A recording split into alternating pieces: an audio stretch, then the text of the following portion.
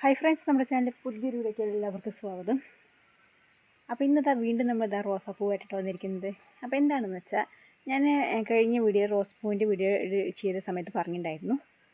Rose പൂവിൻ്റെ മൊട്ട് കണ്ട ഇതെങ്ങനെ അടുപ്പിച്ചുണ്ടായുള്ള പ്രശ്നം എന്താണെന്ന് വെച്ചാൽ നമ്മൾ പൂവ് നല്ല വലിപ്പം വരില്ല കേട്ടോ. എത്ര ഉണ്ടാവും കേട്ടോ, വട്ടം ഒക്കെ അടുപ്പിച്ചടുപ്പിച്ചാണല്ലോ വളരുന്നത്. അതുകൊണ്ടാണ് കേട്ടോ. ഇപ്പോൾ ഒറ്റയ്ക്ക് ഉണ്ടാവുന്ന പൂവാണെങ്കിൽ ഞാൻ വേറെ കാണിച്ചു തരാം കേട്ടോ. ജസ്റ്റ് ഒന്ന് കാണിച്ചു തരും.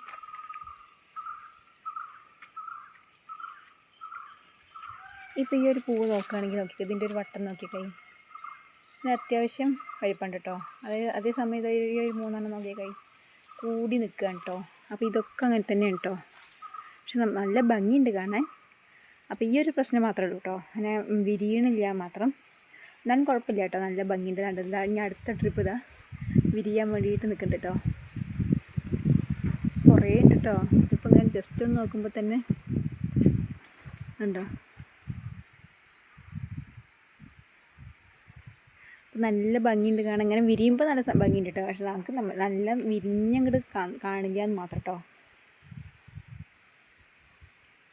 അപ്പോൾ ഇന്നത്തെ ഒരു കുഞ്ഞു വീഡിയോ ആണ് കേട്ടോ. ഞാൻ ഇത് മുന്നേ വീഡിയോയിൽ പറയുകൊണ്ട് ഞാനിപ്പോൾ ഒന്ന് നിങ്ങൾക്ക് കാണിച്ചു തരാൻ വേണ്ടിയിട്ട് വന്നതാണ് കേട്ടോ.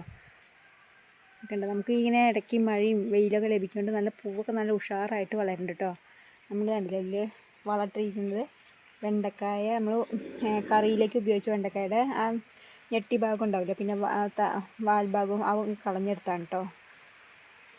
അപ്പോൾ ഇന്നത്തെ ഒരു കുഞ്ഞു വീഡിയോ ഇഷ്ടപ്പെട്ട എല്ലാവരും ലൈക്ക് ചെയ്യുക, ഷെയർ ചെയ്യുക, സബ്സ്ക്രൈബ് കൂടി ചെയ്യുക കേട്ടോ. വീണ്ടും അടുത്ത വീഡിയോയിൽ കാണാം. ബൈ.